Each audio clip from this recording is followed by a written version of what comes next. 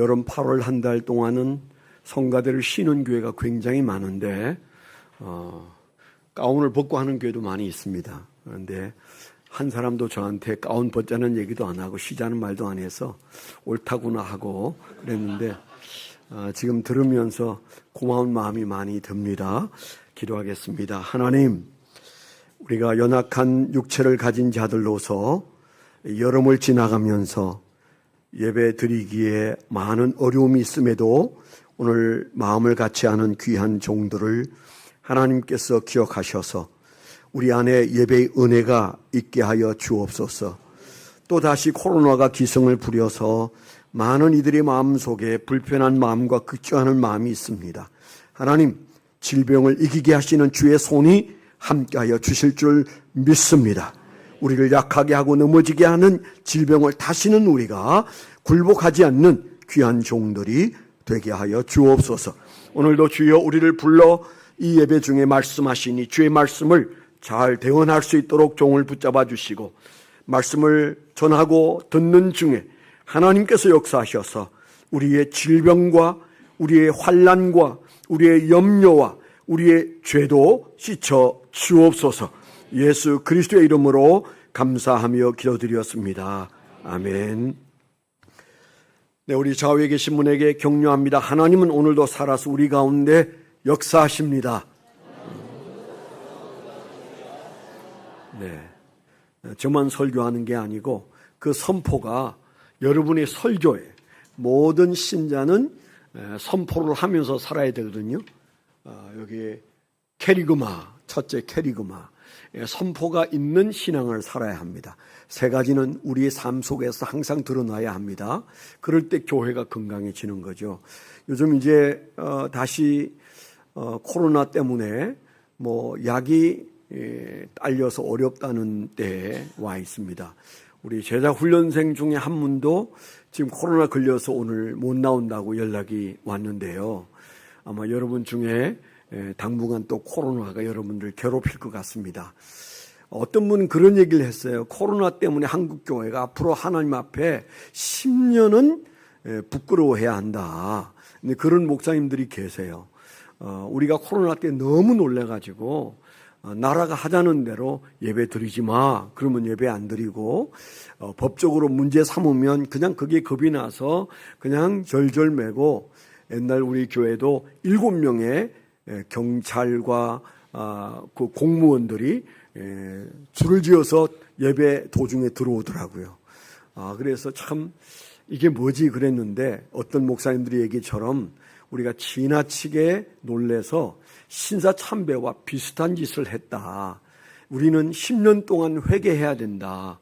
그렇게 우리가 나라가 예배드리지 못하면 못하고 그러면 되겠느냐. 그래도 세계에서 가장 하나님께 칭찬을 받을 나라가 미국이었다. 미국은 예배를 못 드리게 해도 예배드린 나라가 그런 교회가 무지 많았거든요. 한국 교회는 너무 순종했어요. 하나님께 순종하라고 했는데 국가의 말도 안 되는 명령 앞에 순종을 해서 10년은 우리가 회개해야 된다. 그런 말을 하는데 앞으로 이제 저도 여러분도 나라가 무슨 말을 하든지 예배를 금할 자는 없다. 대신에 우리가 조심은 해야 돼. 그냥 아무렇지 않다는 식으로 다니면 안 되고 미리미리 잘 조심해서 안 걸리도록 하고 걸리면 마스크 쓰고 오세요. 그리고 점심만 드시지 마세요. 그리고 그냥 약간 멀찍이 지금 자리가 띄엄띄엄 많잖아요. 그래서 약간 떨어져서 앉으시고 예배 드렸는데 옆 사람에게 옮겼다. 그건 하나님 책임이에요. 내가 책임 안 져도 돼요. 그러니까 여러분 예배는 마스크를 철저하게 하고 그리고 예배를 드리고 그 다음에 인사도 하지 말고 그냥 가시면 됩니다. 그래서 우리가 새롭게 대처를 하자. 어쩌면 또 굉장히 크게 번질 수도 있는 그런 상황이긴 합니다.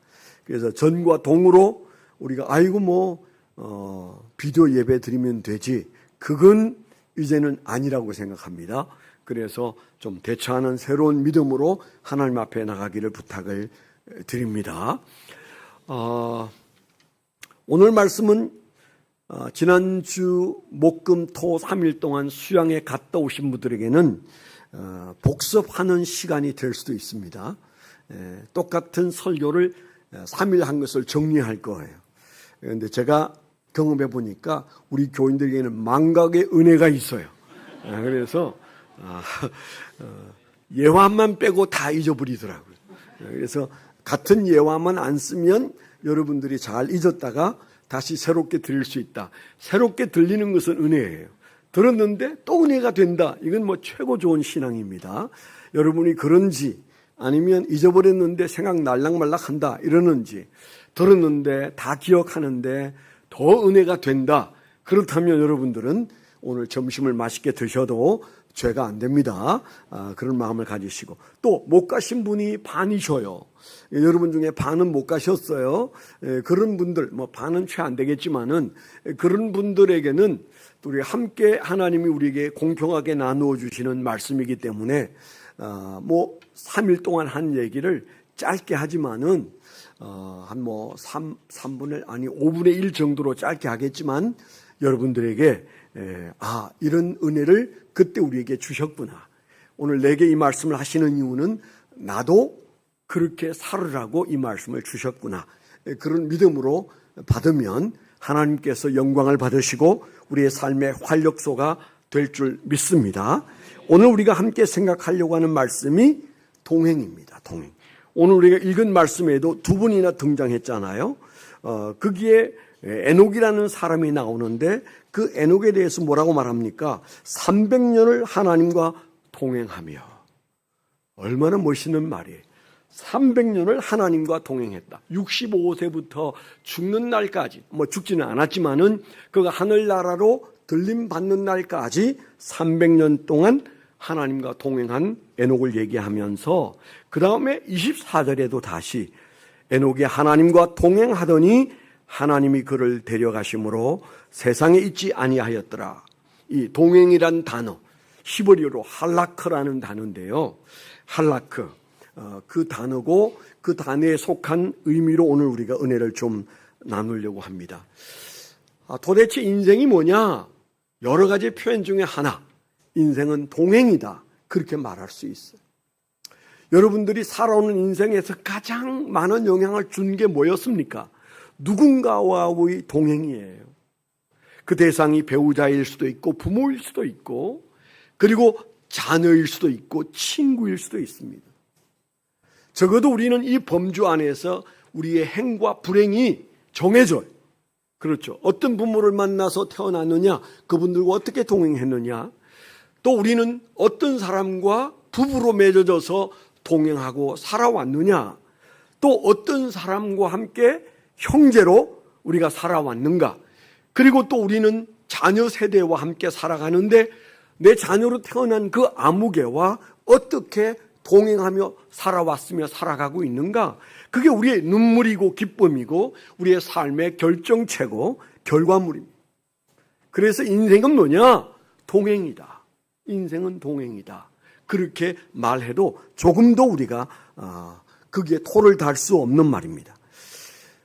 우리가 지금까지 누구와 어떻게 동행한 것이 여러분의 결산이라면 오늘 이 말씀을 우리에게 주시는 것은 우리가 이 지금까지의 동행을 바로 잡을 수 있는 동행을 하나님께서 우리에게 말씀하시려고 오늘 이 주제를 우리에게 주셨다. 우리가 오늘 말씀대로 우리의 동행을 이제라도 바로 잡을 수만 있다면 우리의 남은 인생은 지금까지와는 비교할 수 없는, 오늘을 기점으로 어제와 내일 사이에 우리가 귀가 막히는 놀라운 기회를 붙잡을 수 있다. 그런 말씀을 드리고 싶습니다. 그 동행이 어떤 동행입니까? 삼위일체 하나님과의 동행입니다. 우리가 지금까지 살아온 모든 동행이 우리에게 이런저런 상처를 주기도 하고 고통을 주기도 했습니다. 그런 모든 동행의 상처로부터 회복되는 역사가 삼위일체 하나님과의 동행에서 일어나게 되기를 축원합니다. 우리가 살아오면서 벗이라 여기면서 살아왔지만은 그 벗이 나에게 상처를 주었던 경험들을 가지고 있고, 우리가 사랑이라 그렇게 여기면서 따르고 결정하고 살았는데 그 사랑의 삶이 우리를 배반하고 배반당하고, 또 우리는 한 몸이라 그렇게 말하면서 결혼하고 살았는데 그게 어느 순간에 동상이몽이었구나. 우리가 전혀 다른 꿈을 꾸는 배우자였구나. 그래서 우리 마음이 무너진 경험도 여러분들에게 있습니다. 그래서 우리가 기쁨인 줄 알았던 그 동행이 슬픔이었고 오히려 기쁨을 뺏어갔던 동행을 우리는 상처로 가지고 있는 인생을 삽니다. 아무도 나는 만족해요. 완벽해요. 내 인생에 지금까지 나와 동행했던 그들로 인하여 아무런 상처가 없습니다. 그렇게 말할 수 있는 사람이 있을까요? 저는 없다고 생각합니다. 오늘 말씀에 보면 그러나 이 에녹이라는 사람은 65세에 하나님과 동행하기로 결정합니다. 우연도 아니고 신비도 아니고 그가 65세에 결정합니다. 많은 성경학자들은 그가 왜 결정했다고 말하는가에 있어서 분명하게 얘기하는 바를 저도 여러분에게 말씀을 드렸습니다. 에녹이라는 말은 따르는 자, 순종하는 자 그런 말이에요. 그가 인생을 나름대로 65세가 될 때까지 나름대로 인생길을 누군가를 따라서 왔습니다. 그런데 65세에 그가 따르던 길을 바꾸었어요. 그 바꾼 동기가 무드셀레였습니다. 무드셀레라는 말은 끝이란 말도 되고 투창을 던진다는 말도 되고 그렇습니다. 종말이라는 말도 된다고 여러분 기억하고 계시죠? 많은 학자들이 이구동성으로 하는 말은 그가 아들을 낳았는데 하나님께서 그의 이름을 무드셀라라고 해서 너무 이상해서 하나님께 왜 그런 이름을 저 아들에게 주십니까? 그랬더니 그의 죽음이 인류의 종말을 가져올 것이다. 하나님께서 아들이 태어났을 때 종말을 선언하셨어요. 그 종말의 때가 아들이 창을 던지는 사람인데 전쟁이 오고 끝이 오고 죽음이 오고 멸망이 온다. 그 말을 듣고 그 순간부터 활짝 깨어나서 이제 내가 어떻게 살아야 되지? 내 아들이 죽는 날 인류의 종말이 온다면 나는 어떻게 살아야 하나? 그가 그런 고민 속에 결정하고 지금까지 따라오던 것들을 버리고 에녹, 따르는 자, 하나님을 따르기로 결정했는데 그때로부터 그는 300년을 하나님을 따르면서 동행자로 살았어. 그는 항상 하나님의 동행자였어. 그런데 참 재미있는 것은 그 아버지 야렛이라는 사람은 무려 962세를 살았다고 그 성경 바로 코앞에 써여 있어요. 그 아버지, 에녹의 아버지는 962세를 살았어요. 상상이 안 되죠. 그런데 우리가 잘 아는 대로 무드셀라는 죽으면 끝이 난다는 무드셀라는 967세를 살았어요. 969세를 살았어요. 인류에서 가장 오래 산 사람이 무드셀라였어요. 한번 생각해 보세요. 에녹의 아버지 야렛도 962세를 살고 그가 죽으면 종말이 온다고 해서 그의 인생을 화들짝 깨고 하나님과 동행하기로 결정한 그 에녹이 365세를 살았습니다. 그날부터 300년을 살고 죽었어요. 아버지의 반도 못 살고 죽으면 끝이 온다는 아들의 반도 못 살았어요. 그런데 그게 중요한 게 아니라고 성경은 기록하고 있어요.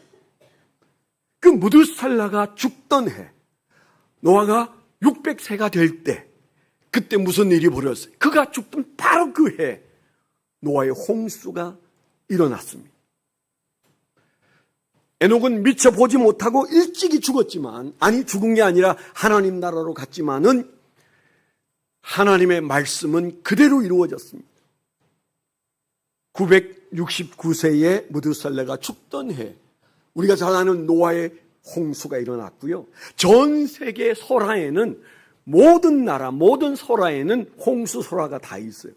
그러니까 이거는 어떤 사람들도 어떤 나라도 역사 속에 대홍수에 대한 경험을 다 이렇게 전수하고 있다. 그렇게 말하는 바로 그 홍수가 무드셀레가 죽기를 기다렸다가 일어났다.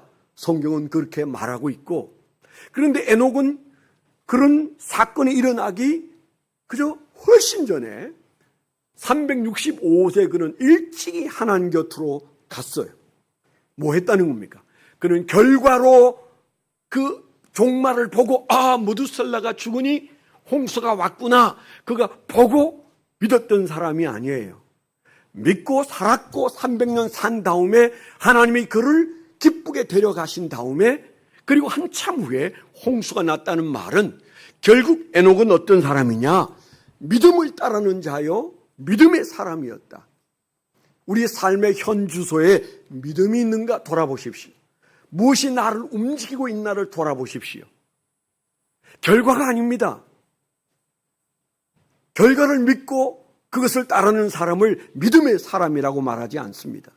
그런 의미에서 에녹은 일찍이 죽었지만 이 세상을 떠나게 된 그의 죽음에 대해서 죽음을 보지 않고 하나님이 데려가신 그 삶은 하나님 아버지께서 그와의 동행을 너무 기뻐하신 때문이다, 그렇게 말하고 있고, 유다서에 보면, 한 장으로 되어 있는 유다서에 보면 14절에 그는 이 세상에 사는 동안 하나님과 동행하면서 전도자로 살았다. 그래, 인류 역사의 최초의 전도자는 에녹이었다, 그렇게 말할 수 있는 근거가 거기에 나와요. 그가 하나님과 동행하면서 하나님이 기뻐하시는 것을 그가 행했는데, 히브리서 11장에 뭐라고 말합니까? 에녹은 어떤 사람이냐? 하나님과 동행한 사람인데 어떻게 하나님과 동행하게 되었느냐? 하나님을 기쁘시게 했다. 그게 그의 믿음이었다, 그렇게 말하는데, 도대체 뭘 기쁘게 했는지 아무리 찾아도 나오지 않아요.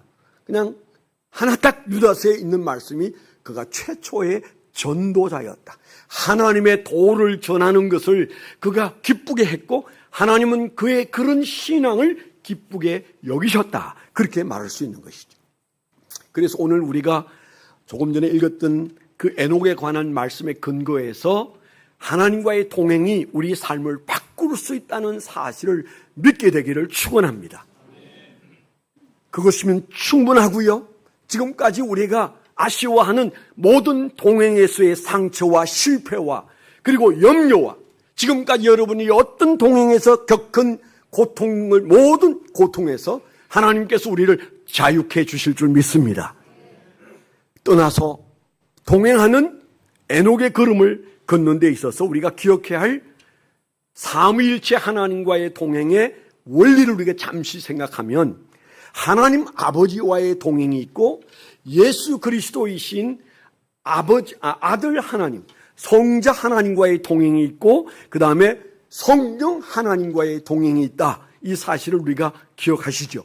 우리가 하나님과 동행한다고 했을 때 먼저는 우리가 기억할 구약 성경에서 뚜렷하게 등장하는 하나님 아버지와의 동행을 우리가 놓쳐서는 안 됩니다. 에녹을 말했지만은 또 실제로 아브라함을 우리가 기억합니다. 그 잘 먹고 잘 사는 사람이었어요. 고생으로 말한다면 죽을 고생을 한 경우가 바로 아브라함의 경우인데, 그가 하나님이 불러내어서 그를 저 갈대아 우르에서 가나안 땅으로 오게 하고, 다시 말한다면 저 이라크 땅에서 하나님이 그를 불러내어서 저 시리아를 통해서 그 다음에 가나안 땅에 왔다가 나중에 힘드니까 애굽까지 내려갔다 올라오는 그 척박한 땅에서의 삶이 왜 일어났습니까? 창세기 12장 1절에서 보면 그는 하나님께서 지시할 땅으로 가라고 했을 때 갈 바를 알지 못하고 그는 하나님 앞에 나아갔습니다. 그리고 그는 하나님께서 그에게 배설하신 계획 속에 정말 고통스러운 길들이 계속 열렸지만은 그는 그 길에 서서 하나님을 높이는 어느 날 하나님께서 그를 너는 내 친구라, 나의 벗이라, 그렇게 말씀하셨던 것을 우리가 기억해요. 그래서 우리가 하나님 아버지와의 동행은 그건 성경에서 뭐라고 말하는가? 가장 하나님이 기뻐하시는 최고의 신앙은 하나님이 우리를 벗으로 여기실 때 우리가 하나님을 벗으로 받아들이는 것입니다.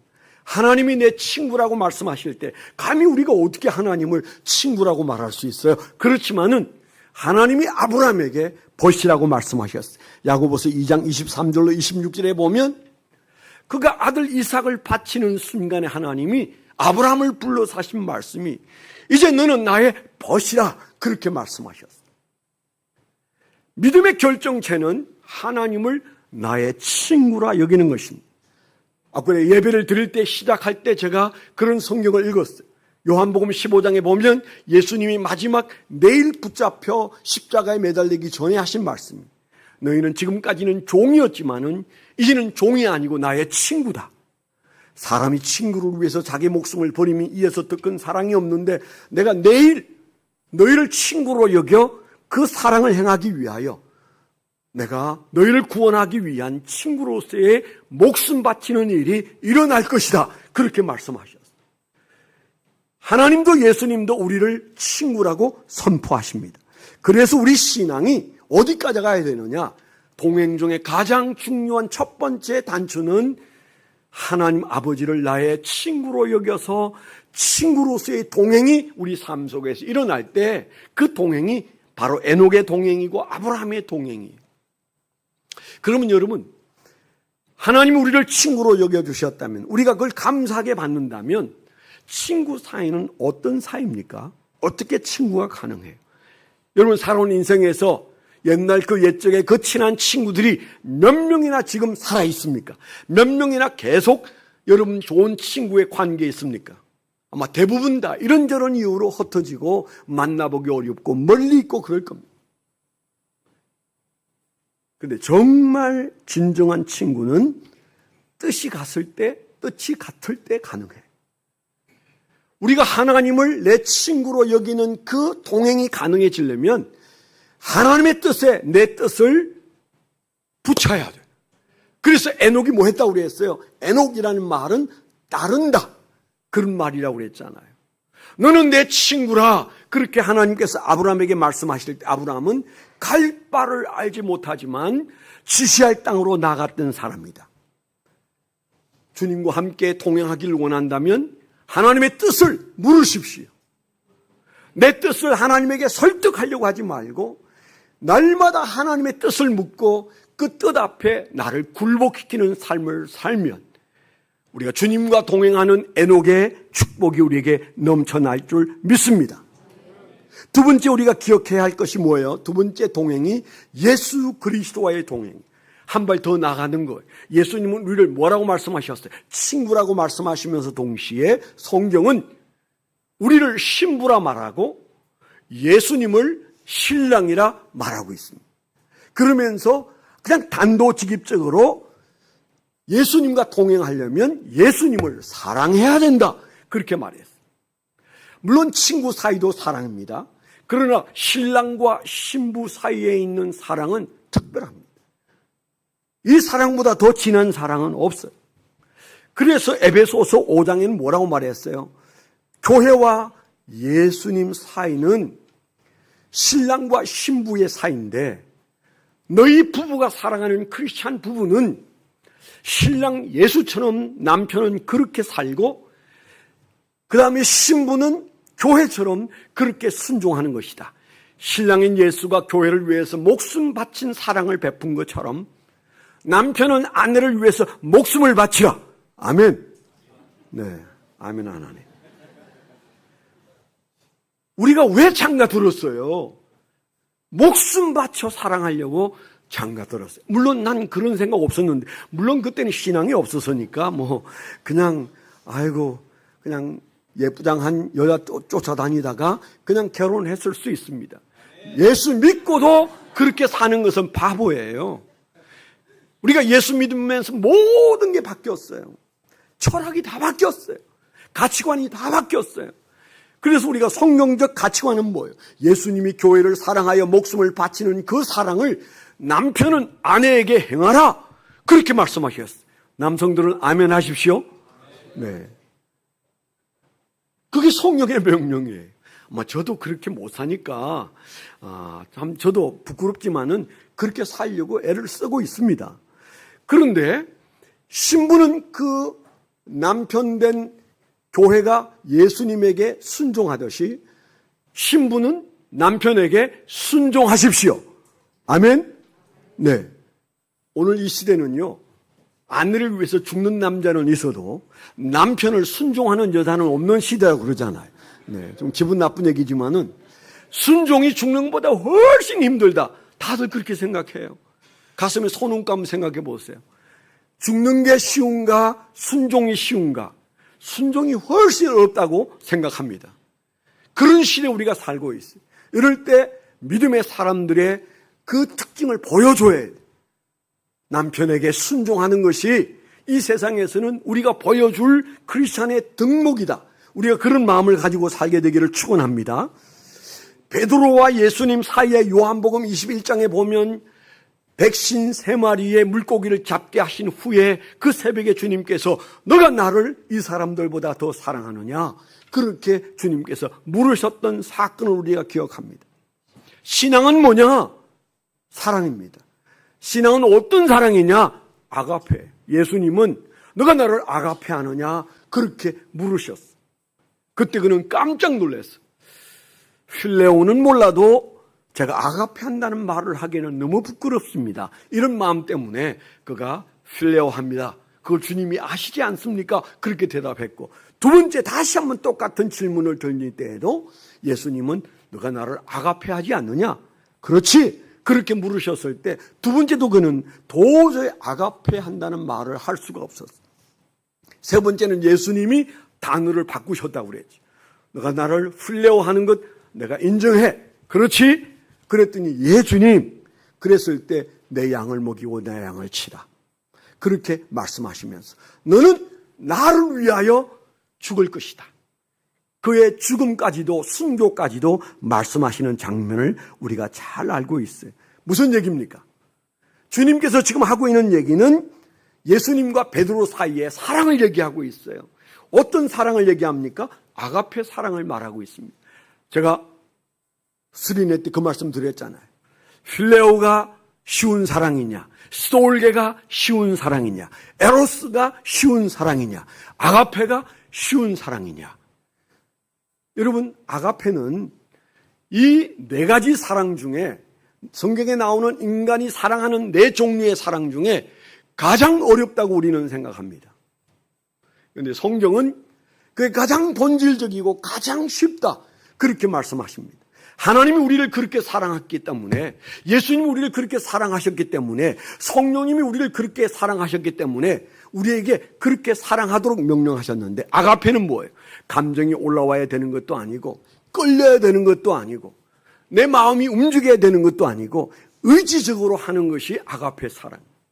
사실은 어렵지만, 무조건적인 사랑이 사실은 어렵지만, 그러나 의지적으로 결단해야 하는 사랑이 아가페다. 부부 사이에는 마음이 끌려서 하는 총각 처녀 때의 사랑이 아닌 의지적으로 결정하고 의지적으로 우리가 그 사랑을 실천할 때 그 사랑이 부부의 사랑이고 주님과 우리 사이에 있는 사랑이라는 사실을 우리가 기억해야 돼요.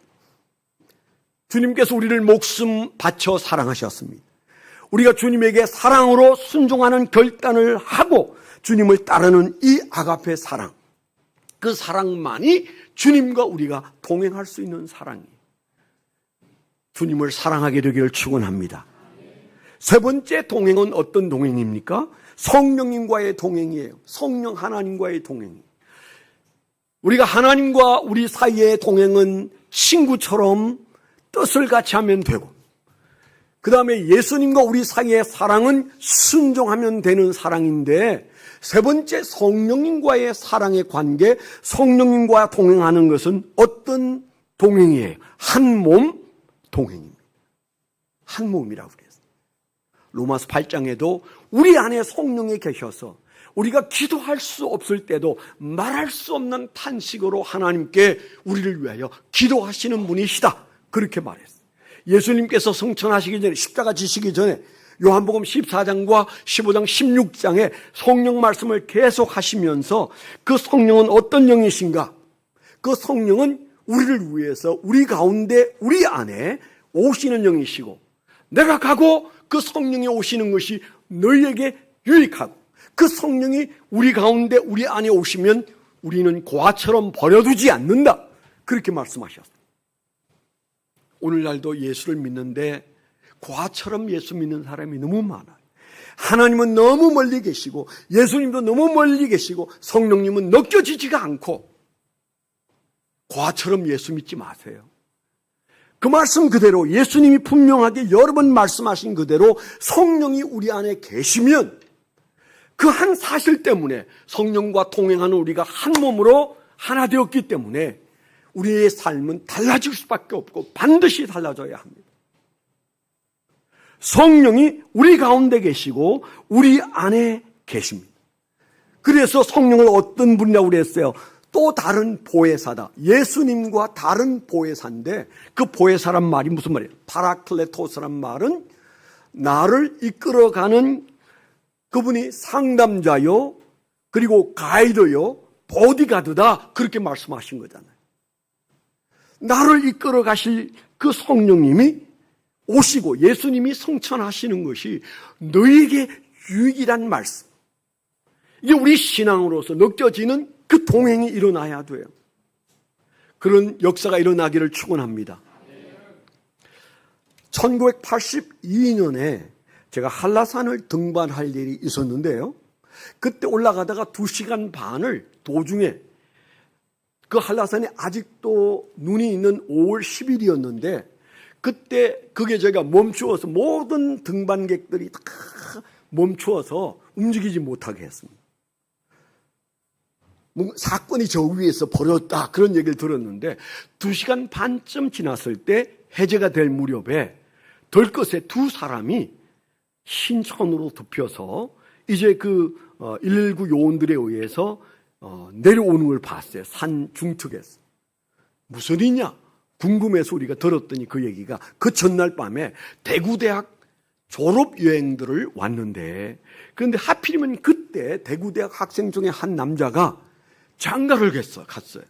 그 주간에 장가를 가고 신혼여행 겸 졸업여행 겸 이 부부가 같이 그 대구대학 학생들과 함께 왔는데 갈 때도 맨 뒤에서 따라가고 내려올 때도 맨 뒤에서 따라 내려왔는데 앞에서 가이드가 이끌고 있는 대로 다들 가야 되는데 그런데 이 두 사람이 멀찍이 손잡고 오다가 그만 앞에 일행을 놓쳐버렸어요. 그런데 갑자기 구름이 끼고 날씨가 추워지고 이상해지니까 이 두 사람이 내려오던 길을 멈추고 큰 바위 밑에 들어가서 두 사람이 잠시 은신을 한다고 있다가 잠이 들어버려요. 그대로 죽었어요. 그래서 그 다음날 우리가 올라갈 때 그 두 사람을 들것에 싣고 발견해가지고 내려오느라고 2시간 반 동안 머물러 있었습니다. 그때 우리를 이끌어가는 가이드가 하는 말이 보십시오. 제가 생명줄입니다. 저를 따라와야만 됩니다. 제가 눈에 안 들어오면 당신들은 위험해진 겁니다. 그때부터 느리느리 가던 사람들이 막 쫓아와가지고 그분 옆에서 그분만 쳐다보고 산도 안 보이고 아무것도 안 보였어요. 깃발 들고 있는 그분만 보고 저도 따라갔던 기억이 있습니다. 여러분 우리가 이 험한 세상에서 어떻게 살아야 될까요? 누구와 동행해야 될까요? 성경에 말하기를 하나님과 동행하고 예수님과 동행하지만 가장 실제적인 동행은 성령님과 동행하는 것이다. 왜냐하면 그분은 우리 가운데 계실 뿐만 아니고 우리 안에 계시다고 말씀했어요. 이번 한 주간 동안 우리가 씨름해야 할 것은 정말 우리 안에 계신가? 여러분 확인하셔야 돼요. 그것만 확인되면 여러분 성령과 동행하는데 뭐가 문제겠어요? 확인하십시오. 저도 내일부터 이제 기도원에 가서 며칠간 기도를 할 마음입니다. 제가 한 설교가 내가 충만한 가운데 하는 설교해야 되는데 나는 어느 정도 깊이 동행하고 있는가를 계속 생각하면서 내가 설교하기에 충분하지 않다. 내가 성령님과 동행하는 것을 내가 정말 순간순간 느끼는 단계까지 가야 이 설교가 땅에 떨어지지 않는다. 이런 부담이 계속 지난주부터 왔었어요. 이번에 저도 놀라운 성령 체험을 하고 돌아올 수 있도록 기도해 주시기를 부탁드립니다. 너희 안에 계시다고 말씀하시고 로마서 8장에는 말할 수 없는 탄식으로 우리를 위해서 우리 속에서 성령님이 기도하신다고 말씀하셨는데 이 동행이 사실이 돼야 됩니다. 느껴져야 합니다. 이게 믿어져야 합니다. 그걸 느끼는데 우리 신앙에 기쁨이 사라지겠어요? 그렇지 않습니다. 저와 여러분 안에서 하나님께서 이 놀라운 은혜를 허락해 주시기를 축원합니다. 무엇으로 도대체 우리가 그 은혜 속에 들어갈 수 있을까요? 빌립보서 4장에 보면 그들은 성령님 충만 역사하시도록 그들은 열심히 기도해서 빌기를 다하니까 성령 충만해지더라 그랬습니다. 기도밖에 없어요. 성령님을 일깨우고 역사하시도록 깨우는 기도가 우리 안에 넘치기를 축원합니다. 마지막으로 그러면 도대체 우리가 성부 하나님, 성자 하나님, 성령 하나님과 동행하기 위해서 우리가 애써야 할 것들이 있다는데 그게 뭐냐? 제가 지난번에 말씀을 드렸어요. 5가지가 있다. 5가지 사랑의 언어를 책으로 써서 전 세계인들이 기뻐하고 즐거워한 말씀이 있는데 그게 게리 채퍼만이라는 분이 쓰신 책이고 우리가 가정교회 하는 교회들은 부부의 삶을 다룰 때 바로 그때 텍스트북이 바로 저 책이에요. 5가지의 사랑의 언어. 저는 오래전부터 그것을 공부하고 부부의 삶을 이제 가르치려고 교회에서 하면서 이 책에 좀 심취했었는데 이번 기회에 제 마음속에 그 사랑의 5가지 언어가 예수 그리스도와 하나님과 성령님과 먼저 해야 할 것인데 사람을 사랑하기 전에 자식을 사랑하고 아내를 사랑하고 내 주변의 사람들을 사랑하는 5가지 언어 이전에 하나님과 내 사이에 예수님과 내 사이에 성령님과 내 사이에 이 5가지 언어를 실천해야 된다. 그런 마음을 가지고 제가 골똘히 생각해 보았을 때 얼마나 잘 들어맞는지 몰라요. 오늘 시간이 많지 않기 때문에 다시 한번 제목만 말씀을 드리면 5가지가 이런 것입니다. 첫째는 인정하는 말을 통하여 소통하라. 그를 인정해 주는 말을 통해서 소통하라. 그분이 하는 재미있는 말이 있어요. 절대 우리는 사랑에 빠지면 안 된다. 그 누구하고도 사랑에 빠지면 안 된다. 그 사랑에 빠진다는 것은 진실이 아니고 허구다. 오늘날 우리가 모든 세상이 말하는 사랑에 빠져보기를 원하는 그 사랑은 체프만은 성경적으로 말하면 그것은 허구인데 우리 안에 도파민이 발동하면서 우리 안에 로맨틱한 사랑이 일어나는데 그 에로스는 길어야 2년이다. 결혼해서 사시는 분들은 다 경험합니다. 그렇죠? 처녀 총각 때 결혼하기로 결심한 그 사랑이 2년 이상을 가지 않는다. 도로시 테노비라는 분이 그 말을 했어요. 자기가 많은 조사를 한 결과 우리가 느끼는 사랑에 빠지는 생리적인 사랑은 허구다. 그것 가지고는 인생을 살아갈 수가 없다. 그렇게 말했어요. 그래서 우리는 진정한 사랑을 해야 되는데 그건 의지적인 사랑이다. 어떻게 해요? 인정하는 말을 해야 된다. 사람의 감정 그릇에 다 채워지도록 자식을 위해서 사랑의 말을 주고 남편과 아내에게 사랑의 말을 주고 주변 사람들에게 사랑의 말을 주어서 소통할 정도로 해야 사람의 병이 고쳐지는데 그 감정의 그릇을 채우는 인정하는 말, 그 말이 얼마나 큰 역할을 하는지 모른다고 그랬어요. 그건 우리가 하나님과 우리 사이는 기도일 겁니다. 하나님을 기쁘시게 하는 기도. 다윗의 기도문을 우리가 잘 알아요. 그의 기도가 얼마나 감미로운지 몰라요. 얼마나 자극적인지 몰라요. 하나님에게 어떻게 저렇게 주시옵소서가 아니고 하나님을 높여드리는, 하나님을 인정하는 소통적 기도가 그에게 있었는지를 우리가 기억할 필요가 있습니다. 두 번째는 함께하는 시간을 많이 가지라. 그렇죠. 우리가 예수 그리스도와 성령님과 함께하는 시간을 많이 가져야 됩니다. 사람은 체포만은 두 종류의 사람입니다. 사해, 저 죽음의 바다인 사해형의 사람이 있고 샘물형의 사람이 있다고 그랬어요. 사해형의 사람은 말을 별로 안 하고 산다. 그런데 큰일 난다는 거죠.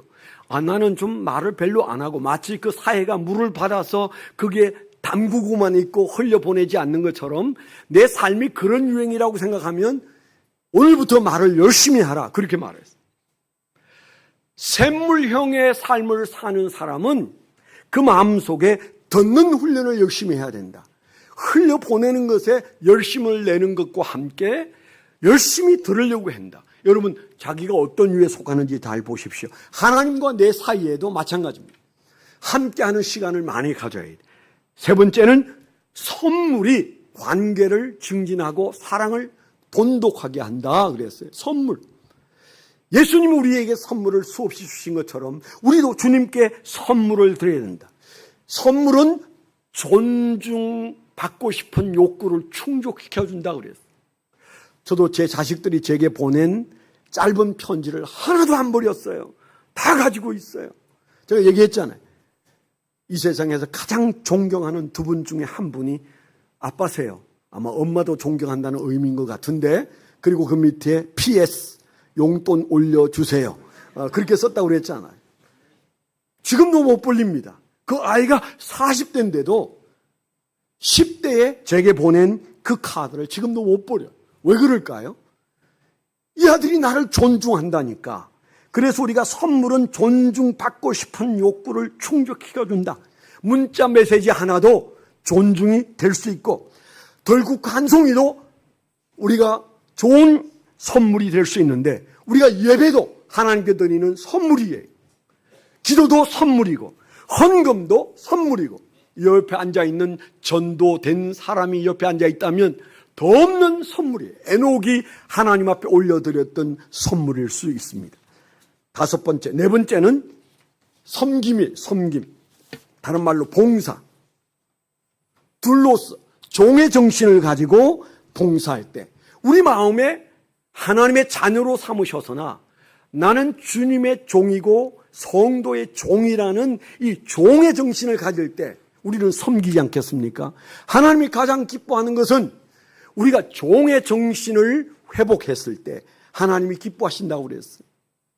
나는 당신들의 종입니다. 이런 마음을 가졌을 때 하나님은 우리의 삶에서 영광을 받으시고 하나님이 우리의 삶에서 배려받는 그런 욕구가 충족된다. 그렇게 말했어요.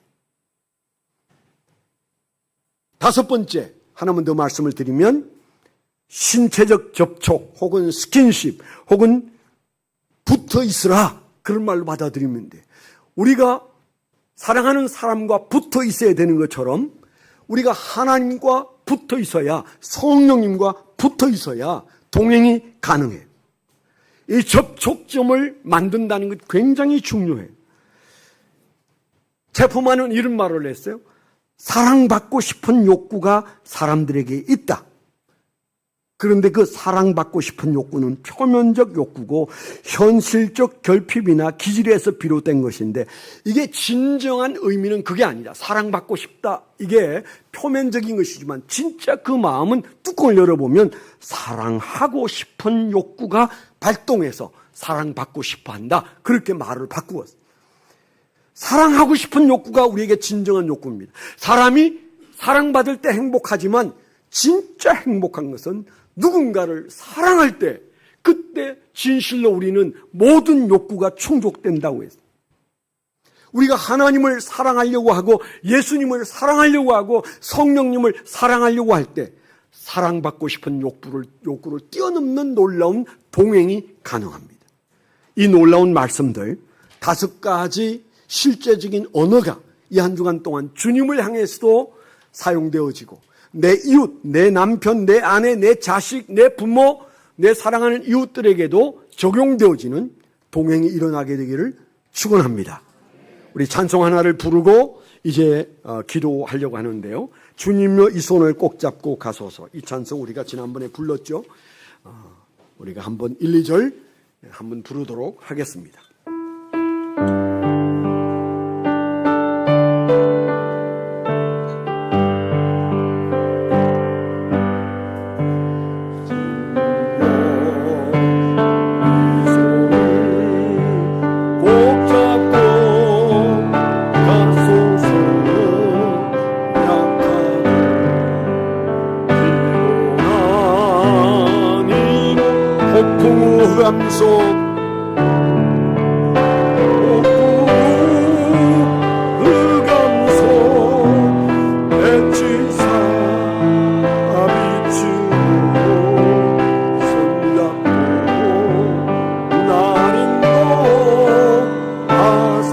인생이 힘들고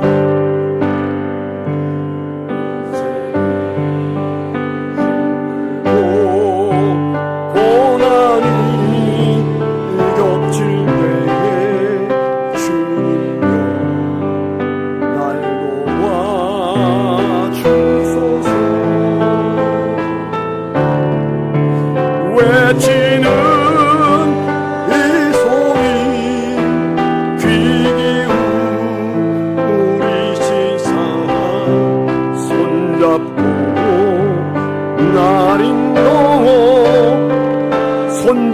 손잡고 날인도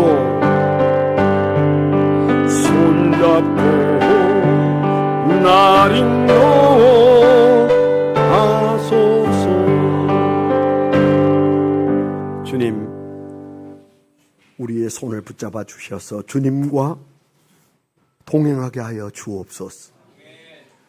우리가 지금까지 살아온 인생에서 많은 동행이 우리를 슬프게 하고 상처 주고 우리 마음에 좌절과 염려 속에 빠지게 하였으나 삼위일체 하나님과 동행함으로 우리의 모든 연약함을 극복하고 우리의 삶이 새롭게 변화되어지는 축복을 누리기를 원합니다. 에녹처럼 동행케 하여 주시옵소서. 예수 그리스도의 이름으로 감사하며 기도드렸습니다. 아멘. 어린이들이